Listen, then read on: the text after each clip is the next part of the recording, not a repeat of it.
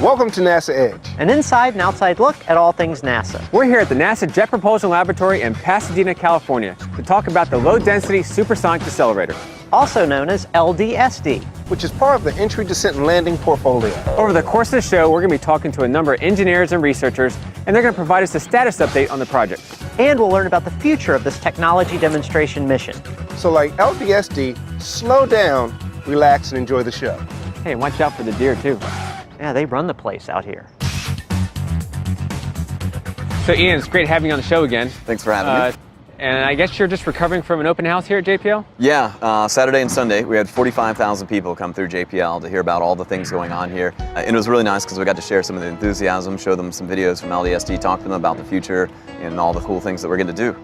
Yeah, and plus all this noise going on, they're cleaning up from that event. So I mean, you had all these tents, chairs. I mean, it's pretty big. Yeah, it's definitely a pretty big production, and it's going to take a couple days to clean up. Yeah. So.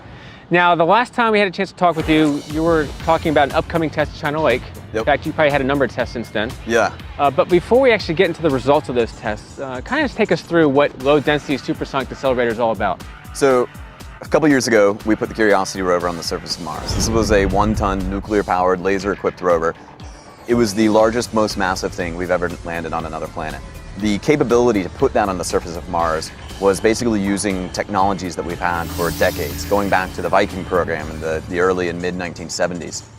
As we look to the future and we want to do more exciting, more capable, more bold science missions, and as we cast our eyes to the horizon and we start thinking about putting humans on the surface of Mars, we're going to need new technologies that allow us to take those very, very large, very massive payloads and slow them down adequately enough to put them safely on the surface of Mars. That's what LDSD is about. We're developing the next generation of decelerators that will allow us to land these very large, very massive payloads that you're going to need as we look into the future. And that's one of the challenges is entry, descent, and landing for any planetary surface, but especially Mars. For anybody with an atmosphere, absolutely, is the entry, descent, and landing. And Mars is particularly challenging in the solar system because the atmosphere is so thin. You know, Earth, we've got a very nice, thick atmosphere, and it's relatively cushioned to decelerate in. There's a lot of air, a lot of things to react against the surface. At Mars, the atmosphere is extremely thin. It's about 1% the thickness of Earth's atmosphere, which means that you don't have a lot of atmosphere to react against the body, which means you need really big bodies to react against what atmosphere you have.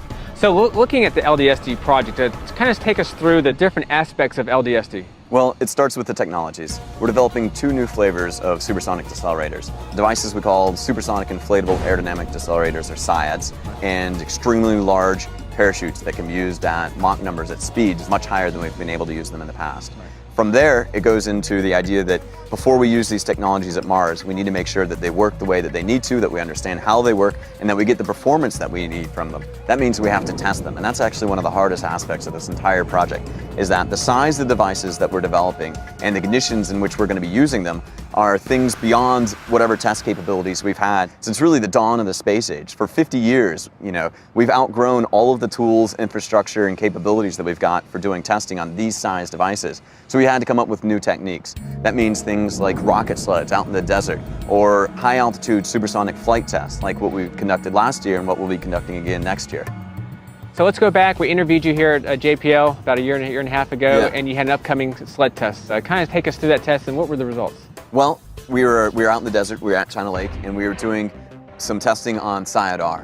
We wanted to take SIAD-R up to loading conditions, aerodynamic loading, similar to what we would see if we were to use it at Mars. So what we did is we built a 20-foot tall, 40-ton welded steel siege tower with a Mach aeroshell on the front of it. We took some surplus solid rocket motors, we lit those, and we got from 0 to 300 miles an hour in a few seconds. Wow. Once we got up to those speeds, we deployed the SIAD. We saw it inflate in a fraction of a second. We saw how it emerged from a very tightly compact stowed state into a fully deployed, fully inflated state. We got a feel for how much inflation pressure was necessary to see this thing act as a rigid structure. We got to load it aerodynamically, put all the pressure and forces that are going to be on it if it were used at Mars. And we got to see how it did under all of those conditions. It did flawlessly. You know, it was inflated beautifully, it held the inflation, it held the shape much longer, much better than we thought it would, and it survived all of the loads just great. You know, it's kind of interesting for those kinds of tests. I say we were going 300 miles an hour. We were only going 300 miles an hour, right, because when we use these devices at Mars, we're going to be going several times faster than that. Okay. But to replicate the loading, the aerodynamic loading, because the density is so much higher here in the surface of Earth Right. than it is at Mars, you don't have to go as fast to get that same That's loading. true. That makes sense. So was that a full scale? It was full scale, Okay. yep. The full scale air shell, 4.7 meters, and then a 6-meter diameter SIAD-R. So now you kind of worked to the next level. You want to do an altitude test where you're dropping it vertically? Yep, so that was really aerodynamic loading. We got to see some initial deployment kind of data. We really want to see how these things fly. Right. Do they deploy in a free body sense? In other words, once this thing's flying through the sky and it begins inflating, what's the motions of the device like? Does it inflate on one side more than the other and begin to tumble the aeroshell? You know, what are the aerodynamics in a supersonic environment? So to get all that kind of information, you have to take a full-scale device to conditions that are analogous to what it would see at Mars. That means going several times faster than the speed of sound, and it means doing it in a very, very thin atmosphere. Well, there is such a place here on Earth. You just have to go halfway to the edge of space to find it. Okay. And halfway to the edge of space is about 50 kilometers, or almost 180,000 feet. So what we did is we built a test vehicle that looks very similar to the entry vehicle that lands Curiosity Okay. on Mars. We took it up to an altitude of 120,000 feet using a balloon the size of the Rose Bowl. The test vehicle itself weighs 7,000 pounds. Once we got up to that altitude, we released from the balloon and we lit a giant solid rocket motor. That rocket motor took our test vehicle from an altitude of 120,000 feet to an altitude of 180,000 feet. Wow. And got us going to over 4 times the speed of sound. Once we got to those conditions, the motor burned out and we began our test. We got to inflate the SIAD. We saw that inflate in a fraction of a second at over 4 times the speed of sound, nearly 3,000 miles an hour. We watched it decelerate the vehicle. We deployed another device, a balloon parachute at nearly 3 times the speed of sound, over 2,000 miles an hour. We saw this device work flawlessly, and we used that device to help pull the parachute off the back of the test vehicle and get it out behind the test vehicle at about 2.5 times the speed of sound. We then tried to take 100 pounds of nylon and Kevlar and get it to inflate properly in a 2,000 mile an hour wind. Wow. What we saw is that it didn't inflate the way that we wanted it to. It got damaged in the process. But now we get to use that data that we didn't think we'd actually get this year, data that we thought we'd have to wait till next year. But because we had all of these technologies ready a year ahead of schedule, we get this data early. We get to take this data, learn from it, and now we're applying that knowledge to building stronger, better parachutes that we'll be testing next year. And that was some great information that Ian Clark gave us on how the LDSD project is developing. And I had a chance to sit down with John Gallen, who works on the parachutes for LDSD. And he talked about the recent test in Hawaii and the challenges they faced. But he also talked about some of the challenges they faced during recovery of the test vehicle. So John, earlier Ian mentioned that the test was a success. So were you able to see this real time, or were you, where were you during the test? How about that? That would be a good place to start. So during this test, I was actually out on the recovery boat. So we were out in the Barking Sands Pacific Missile Range in the water that they control to the west of Hawaii. We were just outside of where the predicted landing ellipse would be for where the test vehicle could actually splash down at. So from that point, we actually had a beautiful view of the test article. It was very small in the sky, but we were able to actually see the balloon as it got to its float altitude. And then through the radio system, we were able to actually hear the countdown and watch, and we could just see the contrail of the rocket shoot across the sky. Were you able to recover everything, or did you only get the test vehicle, or the black box, if you will? Yeah, we were actually able to recover everything that we set out to recover and even more. And we actually came up among some other stuff that we were able to recover that we didn't even think we were going to see, namely this balloon system that actually was used to deploy the parachute. On the way to get to the test vehicle, we actually found it floating in the ocean. So we were able to real-time make some decisions on if we wanted to attempt to recover it, even though it wasn't in our list of top priority recovery items. So we all kind of put our heads together and said, yeah, we're going to try to recover this balloon. But we put our time limit on it of 15 minutes. We can't get it out of the water within 15 minutes. We're just going to leave it and go straight to the main objective.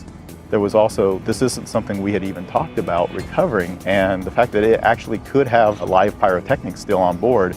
I needed to brief, the EOD, the explosive ordnance team, to, how are you going to recover this? What do you need to look out for?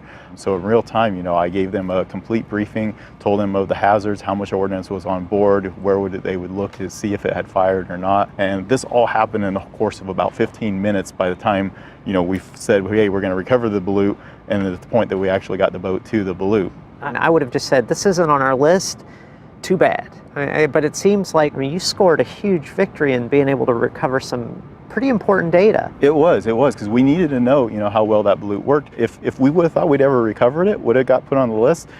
It definitely would have. So you got the balloon, and that's great, but how did it go once you actually got to the test vehicle?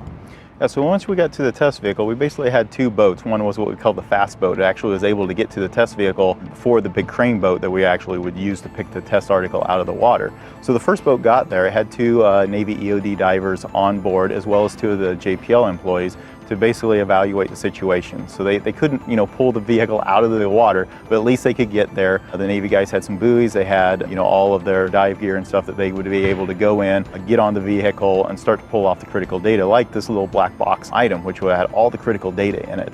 And then it went on to securing the test vehicle. We wanted to make sure that we could recover as many of the test assets off of the vehicle. Fortunately, once we got there, the parachute had totally sunk, and it was actually straight underneath the test vehicle, and it was actually kind of pulling at the test vehicle a little bit.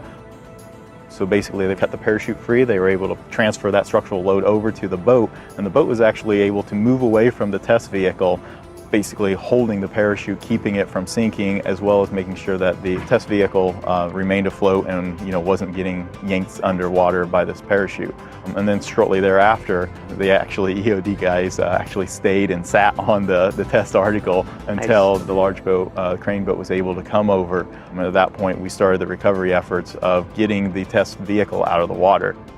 So when the day was done, we recovered all of the items that we set out to do, and plus the balloon. Franklin, it seems like John had a great time being on the recovery team on the flight test out in Hawaii. Yes, and he was also out there with Rob Manning, who was the chief engineer for LDSD. And we sat down and talked about the design challenges that he had to address through testing. So Rob, you're the chief engineer for LDSD. Yes. You've worked with Mars missions prior to what maybe LDSD might be used for down the road.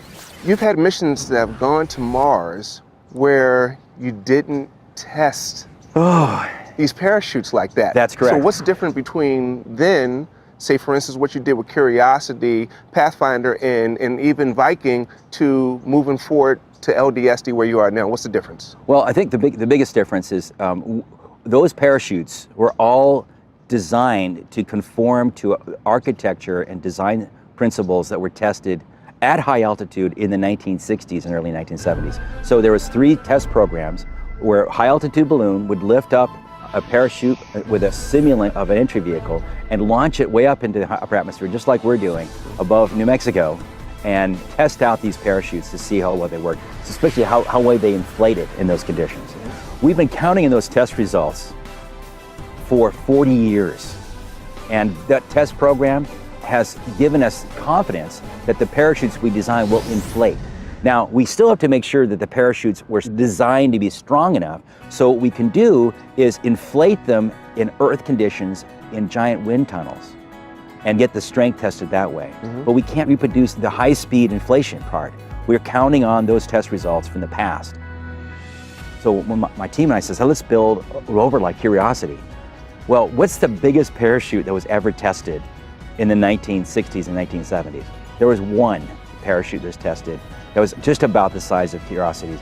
And we said, okay, we're using that test result. We analyzed the video, looked at the test results, watched how it opened, watched how it bounced. Hold up, but it's also based on the weight of your vehicle? payload, of the vehicle, right? It turns out, because the inflation process is so fast, the weight of the thing that's pulling on it isn't playing a very big role. Really? The weight doesn't play a big role. Instead, the size of the vehicle plays a role, because what that does is it produces a wake, a supersonic wake that flows back to the parachute.